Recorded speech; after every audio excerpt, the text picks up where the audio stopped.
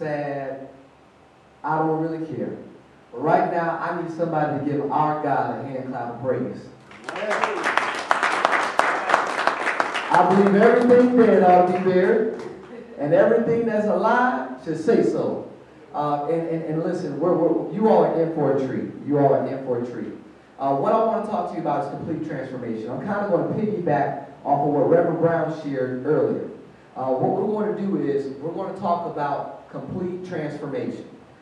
This message is for those of us that know that God is doing something inside of us, but we just can't put our finger on it. Anybody ever felt like that before? You know God is talking to you. You know God is using you. You know that there's greater inside of you, but you're just not quite sure. Why does this feel uncomfortable? How come I only get happy when I'm in this place? Or I only seem like I have a peace of mind while I'm right here. And let me tell you something. God is the only person, Jesus is the only person that can give you peace. And what God wants to do is, He doesn't just want us to be transformed for the sake of us saying that we did it. He wants us to be transformed so that we can take it back to our communities. In Romans chapter 12, verse 1 and 2, it says, I beseech you therefore, brethren, by the mercy of God, that you present your bodies a living sacrifice, holy, acceptable to God, which is your reasonable or spiritual service. And do not be conformed to this world, but be transformed by the renewing of your mind, that you may prove what is that good and acceptable and perfect will of God. Now, what transformation means is to change from the inside out. We know that a caterpillar starts off, in this stage. And sometimes we want to jump from this stage to this stage without going here. And sometimes we get frustrated because it seems like we started off here and we didn't get a chance to enjoy this. So with the caterpillar, there's 4 major stages.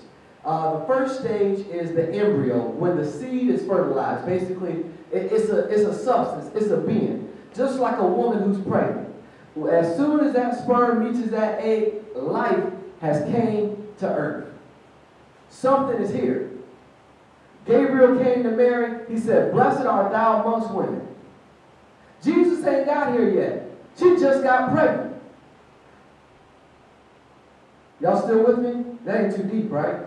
So basically, once the seed is fertilized and it's alive, at that point, that's when your being, your structure, your character, your genetics, your genesis, your beginning is starting to come alive.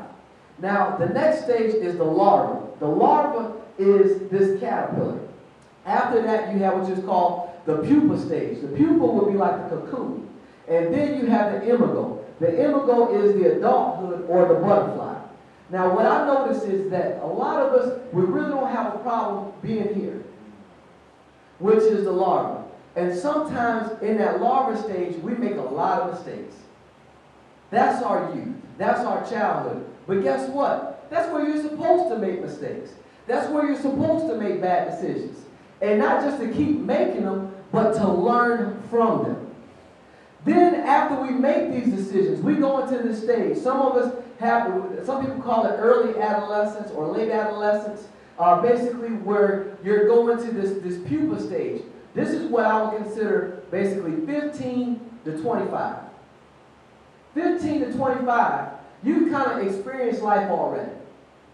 But now, you know what? You're starting to become your own woman. You're starting to become your own man. You're starting to grow a little facial hair. As my mama would say, you're starting to smell yourself. So where we go is that while we are here, some of us can't wait to just jump out of the shell. And some of us jump out of the shell too early. Let me clarify this statement. How many of you have ever heard you're going to get ahead of God? Or you're going to get ahead of God, or you're going to... Honestly, you don't really get ahead of God. Because God is Alpha and Omega. He's beginning and end. He's the first and the last. So therefore, you're not really getting ahead of God. You're getting ahead of yourself. If we spent more time inside of that cocoon, inside of that silent place, allowing God to form us and shape us and prepare us for imago, which is adulthood. But there's good news, because some of us, we've already passed this stage and passed that stage, but we can still go back in here even though we've already came out of the shell. All right. I want to focus on the pupa stage because it's that place where some of us feel lonely and others feel alone. The difference between alone and lonely is that lonely means to be disturbed. Alone means to be without disturbance. I'm going to repeat that. Lonely means to be disturbed.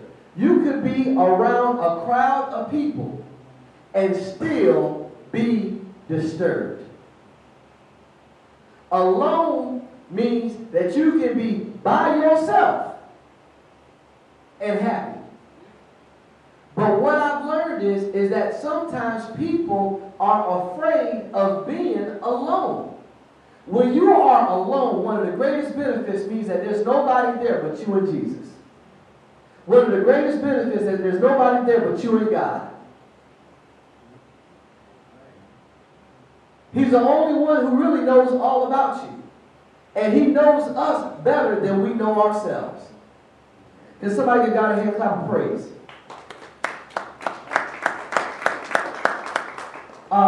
In Matthew 5 and 9, it says, "Blessed are the peacemakers, for they shall be called the children of God." For some of us, this is our peacemaker.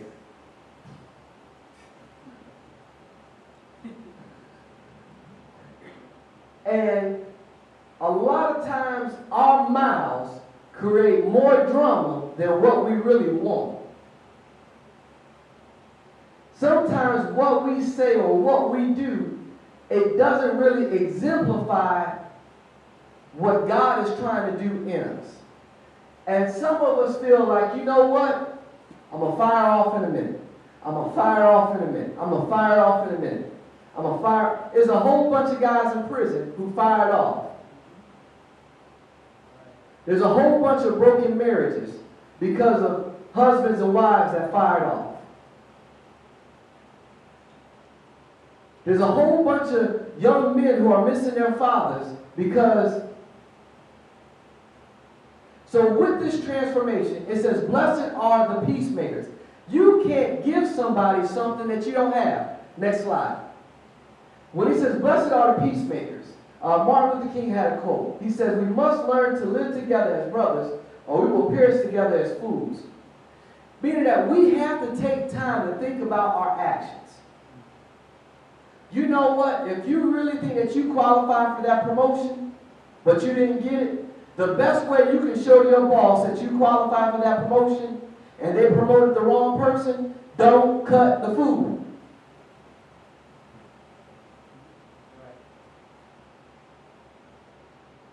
I was coming to work early. I was leaving work late. Well, don't stop. These folks don't appreciate me. They don't care about me. They're not supposed to. You're the peacemaker. Blessed are the peacemakers. What that means is that when there is no peace, you're able to create it. Because you know within that you know what?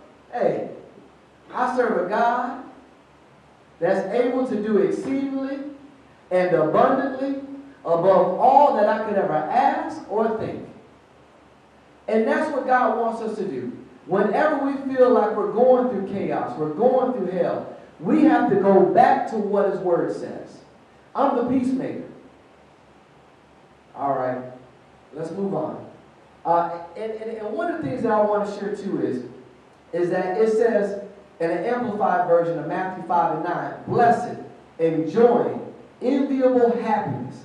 Anybody ever see somebody that seems like they always smiling? Like, how can you always smile? How can you always be happy? And the truth is, you are never happy if it wasn't for what God is doing. Happy is predicated off of what's happening. And we have to be excited about what God is doing even when we don't understand it. It says that spiritually prosperous with life, joy, and satisfaction in God's favor and salvation. How many of you all believe that if God doesn't do another thing, He's already done enough? That's the attitude that we need to take to this world every day. I've heard everybody say the same thing. Reverend Brown was talking about his passion for the word and walking in a new dimension and transformation. Kenny Johnson is sweating his forehead off, talking about transformation. Leah Thomas she's talking about the passion and the passion and the passion. When you're passionate about something and you're doing what you're passionate about, baby, if I don't get paid, that's all right. The earth is the Lord's and the fullness thereof. It says, regardless of their outward conditions. Because to be honest with you, Outkast said this in a song, Sorry Miss Jackson. They said, you can plan a pretty picnic, but you can't predict the weather. And sometimes some of the people in our family, some of our closest friends, folks on the job, we really can't predict who they are all the time. If you could, you would be Jesus. So since you can't control gas prices and utility bills and everything else, and let me share this. I did not put this in my notes. But listen, I see so many folks that get envious of other folks because of where they are at this point in their life.